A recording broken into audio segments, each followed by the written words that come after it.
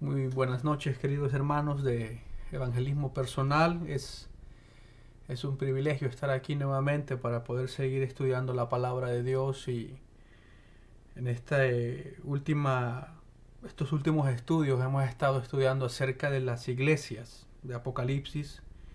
Hemos estado estudiando una iglesia cada semana, y hemos estado estudiando las 7 iglesias de Apocalipsis. La primera es Éfeso, la iglesia que dejó su primer amor. La segunda es Esmirna, la iglesia que es pobre para el mundo, pero es rica para con Dios, rica en amor, rica en obras. La iglesia de Pérgamo, que es la iglesia donde se habían introducido falsas doctrinas. También estábamos viendo la iglesia de Tiatira, que es la iglesia que tolera el pecado. También la iglesia de Sardis, que es la iglesia que aparenta vida, pero está muerta, una iglesia que está muerta. La iglesia de Filadelfia, una iglesia que es débil, pero fiel. Y el día de hoy vamos a estar estudiando, con la ayuda del Señor, con la ayuda del Espíritu Santo, la iglesia de la Odisea, que es la iglesia tibia. Y antes de comenzar quisiera hacer oración. Señor, gracias por esta tarde, gracias Padre por este tiempo. Te pedimos, Señor, que sea tu Espíritu Santo, Señor, el que nos enseñe, que nos abras los ojos, Padre, que nos guíes. Ayúdanos a aprender de tu palabra, Señor, y a ponerlo por obra, Señor, siempre, y que al final de todo, Señor, la gloria sea a nuestro Señor Jesucristo, Padre. En su nombre oramos. Amén.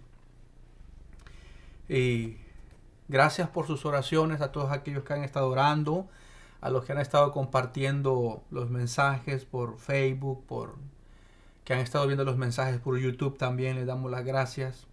Muchas gracias, que les pedimos que sigan orando por nosotros para que el Señor siga obrando en nuestras vidas, y como siempre hemos dicho, la gloria al final se la lleva nuestro Señor Jesucristo. De Él es toda la gloria, y lo que nosotros deseamos es, tanto nosotros que estamos aquí estudiando como ustedes que están allá escuchando y compartiendo, lo que nosotros buscamos es seguir aprendiendo todos juntos del Señor, porque tanto nosotros y ustedes somos bendecidos cuando estudiamos la palabra de Dios. Y quisiera leer acerca de la iglesia que vamos a estar estudiando ahorita, la iglesia de la Odisea.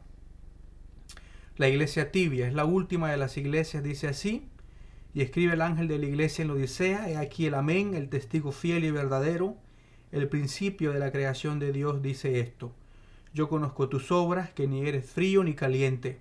Ojalá fueses frío o caliente, pero por cuanto eres tibio y no frío ni caliente, te vomitaré de mi boca. Porque tú dices, yo soy rico y me he enriquecido y de ninguna cosa tengo necesidad, y no sabes que tú eres un desventurado, miserable, pobre, ciego y desnudo. Por tanto yo te aconsejo que de mí compres oro refinado en fuego, para que seas rico, y vestiduras blancas para vestirte, y que no se descubra la vergüenza de tu desnudez. Y unge tus ojos con colirio, para que veas. Yo reprendo y castigo a todos los que amo. Sé pues celoso y arrepiéntete. Y aquí yo estoy a la puerta y llamo. Si alguno oye mi voz y abre la puerta, entraré a él y cenaré con él y él conmigo. Al que venciere le daré que se siente conmigo en mi trono, así como yo he vencido y me he sentado con mi Padre en su trono. El que tiene oído, oiga lo que el Espíritu dice a las iglesias. La iglesia de la Odisea, la iglesia tibia. Y estábamos viendo que solamente hay 2 iglesias a las cuales el Señor no les reprocha ningún pecado, por decirlo así. Una de ellas es Esmirna, que es la iglesia perseguida, y la otra es la iglesia de Filadelfia, que es la iglesia misionera. A Esmirna el Señor le dice: sé fiel hasta la muerte, yo te daré la corona de la vida. A Filadelfia el Señor le dice: retén lo que tienes, para que nadie tome tu corona. Y después las otras 5 iglesias, el Señor siempre tiene esta exhortación: arrepiéntete. Para cada una de ellas, arrepiéntete. Solamente con Esmirna y Filadelfia el Señor no tiene ninguna palabra de, por decirlo así, de reproche contra esas 2 iglesias, pero con las otras 5 siempre fue la misma exhortación: arrepiéntete, arrepiéntete. Y aquí el Señor se presenta, porque el Señor se presenta con cada una de las iglesias de una forma diferente. con la iglesia de Éfeso. Él se presenta como el que tiene las 7 estrellas en su diestra, el que anda en medio de los 7 candeleros de oro. Eso significa que Él es el que sostiene su iglesia y el que supervisa a su iglesia. Con Esmirna, Él se presenta como el primero y el último, el que estuvo muerto y vivió. Eso quiere decir que Él es el vencedor, el que venció la muerte. Después con Pérgamo Él se presenta como el que tiene la espada aguda de 2 filos, ¿verdad? Y sabemos que la espada aguda, la espada de doble filo es la palabra de Dios que lo que hace es corregirnos a nosotros, corregir a su iglesia. Y es interesante que el problema de la iglesia de Pérgamo eran problemas doctrinales, habían falsas doctrinas dentro de la iglesia. Y aquí el Señor, para con la iglesia de la Odisea, Él se presenta como el testigo fiel y verdadero, el principio de la creación de Dios. Y es la verdad, Él es fiel, como dice la Escritura, que aunque nosotros seamos infieles, Él permanece fiel y Él es verdadero. Todo lo que Él dice, todo lo que Él hace es verdad.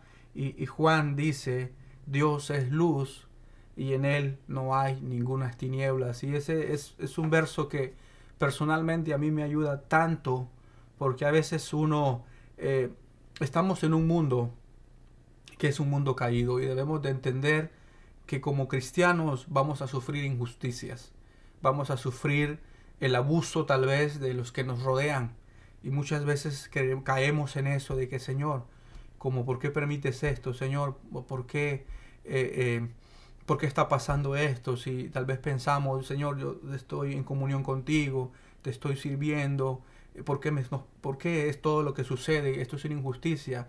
Pero siempre me ayuda a recordar ese verso. Él es luz. Amados, queridos hermanos, Dios es luz y en Él no hay ninguna tinieblas. De Él no hay absolutamente nada malo que venga para cada uno de nosotros. Él es perfecto, Él es santo, su amor es perfecto y aún todas las cosas, dice la palabra de Dios, todas las cosas de los que aman a Dios les ayudan para bien. Todas las cosas, aún las cosas que nos parecen feas o malas, tenemos que aprender, y estoy en esto también yo aprendiendo, a darle gracias al Señor.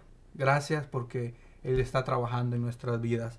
Entonces Él es el testigo fiel y verdadero, y dice el principio de la creación. Y esto no quiere decir que el Señor Jesucristo sea un ser creado, ¿verdad? No vamos a hablar de que el principio de la creación, el Señor Jesús es creado por Dios, no es Dios. No quiere decir eso, porque entonces se estaría contradiciendo, porque entonces Él se presenta con Esmirna como el primero y el postrero.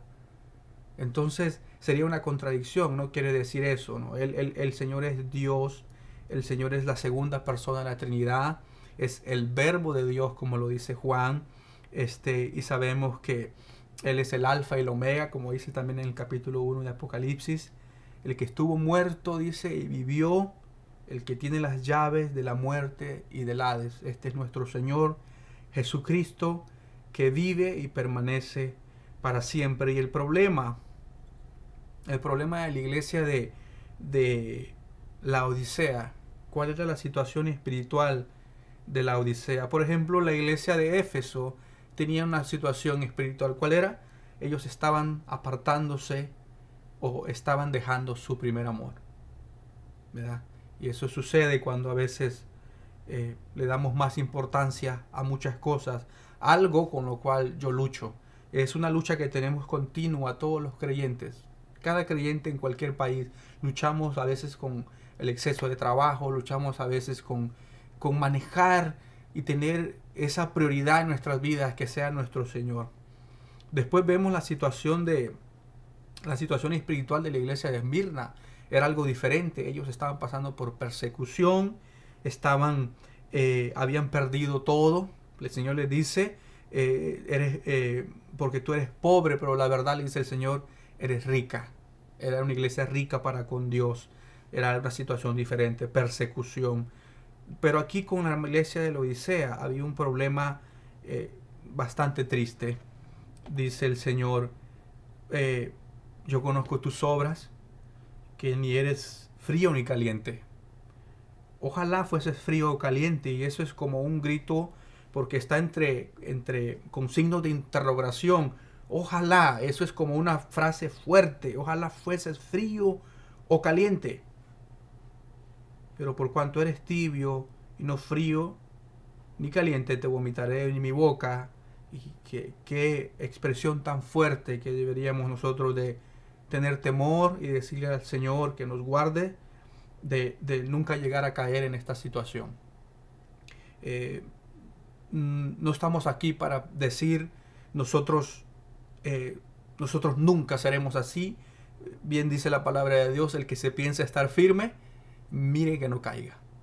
Mire que no caiga. Si estamos firmes, si estamos andando de la mano de Dios, damos gracias a Dios, porque es todo por el Espíritu Santo de Dios que mora en nosotros. Es el Espíritu de Dios el que nos lleva a la Biblia, es el Espíritu de Dios el que nos lleva a la oración, el que nos lleva a estar en comunión con el Señor. Y la iglesia de Laodicea tiene esta situación, este problema tan feo, donde el Señor le dice que es una iglesia tibia. Es una iglesia tibia. Y después dice el verso 17 del capítulo 3 de Apocalipsis, porque tú dices, y esto es algo donde el Señor Jesucristo está hablando de lo que ellos piensan de sí mismos. Esto es algo de que las mismas personas de esta iglesia de la Odisea, este era el concepto que ellos tenían de sí mismos. Dice, yo soy rico y me he enriquecido y de ninguna cosa tengo necesidad. Ese era el pensamiento de ellos. Eso era lo que ellos pensaban que eran. Pero lo que el Señor Jesucristo dice, y no sabes que tú eres un desventurado, miserable, pobre, ciego y desnudo. Qué palabras tan fuertes, qué palabras tan fuertes y tan duras. Y he estado pensando desde hace varios días, amigos, poco importa lo que yo piense de mí como cristiano. Poco importa lo que una iglesia diga de sí misma. Realmente la pregunta sería, ¿qué piensa el Señor Jesús de mí? Realmente la pregunta sería, ¿qué piensa el Señor Jesús de la iglesia donde me congrego? Esa sería la pregunta. No lo que nosotros decimos de nosotros mismos, sino lo que Él dice de nosotros, porque tenemos el ejemplo de la iglesia de Esmirna. Por ejemplo, la iglesia de Esmirna, dice el Señor, yo conozco tus obras y tu tribulación y tu pobreza. Pero es el Señor el que les dice a ellos, pero tú eres rico. Una iglesia que era pobre para con el mundo, pero rica espiritualmente hablando. Rica para con Dios. La Odisea, una iglesia que era rica para con el mundo, pero en lo espiritual, en bancarrota. En la miseria espiritual, podríamos decir. Esmirna, una iglesia que estaba siendo perseguida por el mundo, enemistad con el mundo por el nombre del Señor Jesús, pero estaba tomada de la mano del Señor Jesús. La Odisea, una iglesia que estaba en amistad con el mundo, en compañerismo con el mundo, pero el Señor Jesús la rechaza. Dos puntos totalmente diferentes, dos cosas tan opuestas, dos iglesias tan opuestas. Una que agrada al Señor, Esmirna, y una que desagrada al Señor, la Odisea. Y el Señor le dice, el punto de vista que ellos tenían de sí mismos no era así. El Señor no ve lo de afuera, Él ve lo de adentro. Y no sabes que tú eres un desventurado, miserable, pobre, ciego y desnudo. Y después el Señor les dice, te aconsejo que de mí compres oro refinado. Él es el único, a través del poder del Espíritu Santo, Él es el único que puede restaurar una persona o una iglesia. Solamente Él. Solamente Él, a través de su Santo Espíritu, puede restaurar una persona o una iglesia. Solamente Él puede tomar una vida, tal vez que está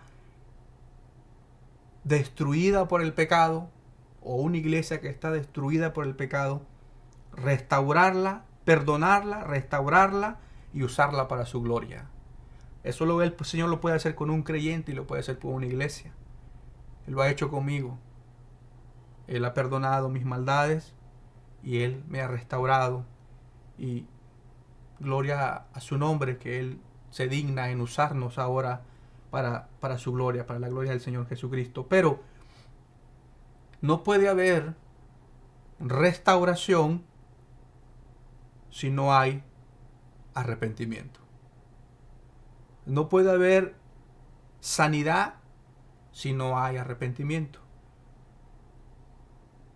Dice el Señor, yo reprendo y castigo a todos los que amo. Sé pues celoso y arrepiéntete. Arrepiéntete. No puede haber. Si como cristianos hemos caído en pecado, que como hemos hablado al principio, el que piensa estar firme, mire que no caiga. También Pablo dice a los Gálatas que si alguno de nosotros sabe de algún hermano que ha caído, que lo restauremos con amor y mansedumbre, considerándonos a nosotros mismos, no sea que seamos tentados. Entonces nosotros debemos de vernos a nosotros mismos también como frágiles, como débiles, como quienes estamos en pie, nada más porque el Señor nos ayuda a estar en pie, porque Él nos sostiene. Y si vemos al hermano caer, no es para que nosotros vayamos y le demos palabras que acaben de destruir, sino más bien de exhortar con amor, con mansedumbre, procurando construir y no destruir, procurando sanar y no herir. Pero no puede haber restauración si no hay arrepentimiento. El arrepentimiento es el comienzo de la restauración. ¿Qué dice el Señor? Que si confesamos nuestros pecados y nos apartamos de ellos, de nuestros pecados, alcanzamos misericordia. Él es fiel y justo para perdonarnos y limpiarnos de toda maldad, pero tiene que haber arrepentimiento. Jerusalén no fue reconstruida en el tiempo de Nehemías y Zorobabel, sino porque hubo arrepentimiento. La oración de Nehemías antes de ir a Jerusalén, antes de ir a reconstruir los muros, ¿cuál fue? Hemos pecado. Yo y mi familia y nuestro pueblo te hemos dejado, hemos fallado a tus mandamientos, hemos dejado tus preceptos. Señor nuestro Dios, perdónanos, perdona a tu pueblo. Y el Señor perdonó. Y el Señor restaura. El Señor levanta. Yo lo puedo decir eso. Yo lo puedo decir. Yo lo he visto en mi vida. Él lo hace. Pero es necesario el arrepentimiento. Es necesario apartarnos del mal. Es necesario confesarlo. Es necesario reconocer que nosotros mismos somos totalmente orgullosos, necios. Es necesario pedirle al Señor que a través de la persona del Espíritu Santo nos ayude a ver nuestro pecado, porque nuestro corazón es perverso, engañoso más que todas las cosas, dice la palabra de Dios. Es necesario obedecerlo. Es necesario darle gracias por todas las cosas que suceden. A veces nos apartamos de Dios por cosas por simplemente por orgullo, por rebeldía, porque no nos gustó algo y decimos, no, yo me voy por este lado. O esa frase que muchas veces hemos dicho, me iba mejor cuando estaba en el mundo. No es así. O puedes ver lo terrenal o puedes ver lo espiritual. El Señor siempre se va a enfocar en nuestras vidas en lo espiritual, en formar a Cristo en nosotros. Ese es el propósito de Dios para el creyente. Cuando decimos, ¿cuál es el propósito de Dios para el Hijo de Dios? Formar a Cristo en nosotros. Y claro que sí, el Señor se preocupa por nuestros planes, porque nosotros crezcamos y tenemos sueños, planes, todo eso sí. Pero tiene que estar en primer lugar nuestra vida espiritual. Nuestro Señor, y que Él nos ayude a que siempre Él esté en primer lugar. Siempre, a todos, a mí, a los que me están escuchando, a los hermanos que hemos estado estudiando estas 7 iglesias, a los que vamos a predicar a los diferentes lugares de evangelismo personal, que Él nos ayude a todos juntos. Decirle, Señor, ayúdanos a cada día ponerte a ti en primer lugar. Cada día es una lucha tremenda. Es una lucha tremenda. Y solamente en el poder del Espíritu Santo lo podemos lograr. Y la Odisea, una iglesia tibia, una iglesia que tenía, según ellos, tenían un concepto equivocado. Ellos decían que eran ricos, que se habían enriquecido y que no tenían necesidad de ninguna cosa. El Señor les da el punto de vista de Él. El fiel y el verdadero les dice realmente lo que son. Qué feo cuando nos dicen realmente lo que somos. En el trabajo, en la familia, cuando alguien te confronta y te dice, tú eres esto, esto, esto, aparenta ser esto, pero tú eres esto y esto y esto. ¡Wow! Qué duro. Cuanto más cuando viene del Señor. Él no se equivoca cuando nos dice, tú eres esto. Si Él lo dice, es así. Y lo que nos queda nada más es humillarnos, aceptar su verdad, arrepentirnos y pedirle a Él que nos ayude a cambiar. Y la Odisea, una iglesia en la cual el Señor está fuera. Él está fuera de la iglesia. Él no está dentro de la iglesia. He aquí yo estoy a la puerta y llamo. Él está fuera de la iglesia. Es una iglesia que aparenta, que tiene un concepto equivocado de lo que ellos son. El Señor les dice realmente lo que son, pero el Señor está fuera de la iglesia. Así de triste y de peligrosa y de difícil situación están ellos. He aquí, yo estoy a la puerta y llamo. ¿Quién está a la puerta? El Señor de la iglesia. El Señor de la iglesia está fuera de la iglesia. He aquí, yo estoy a la puerta y llamo. ¿Quién está a la puerta?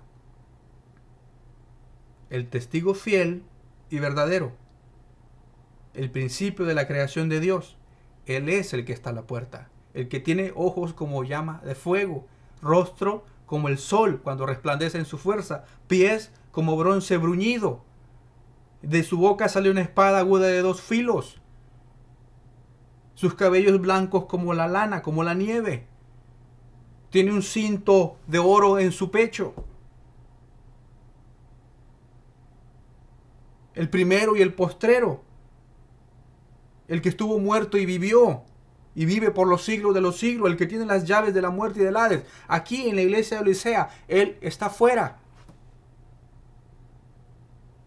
Lo han dejado afuera.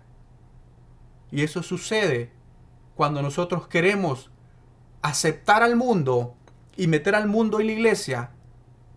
El Señor está fuera.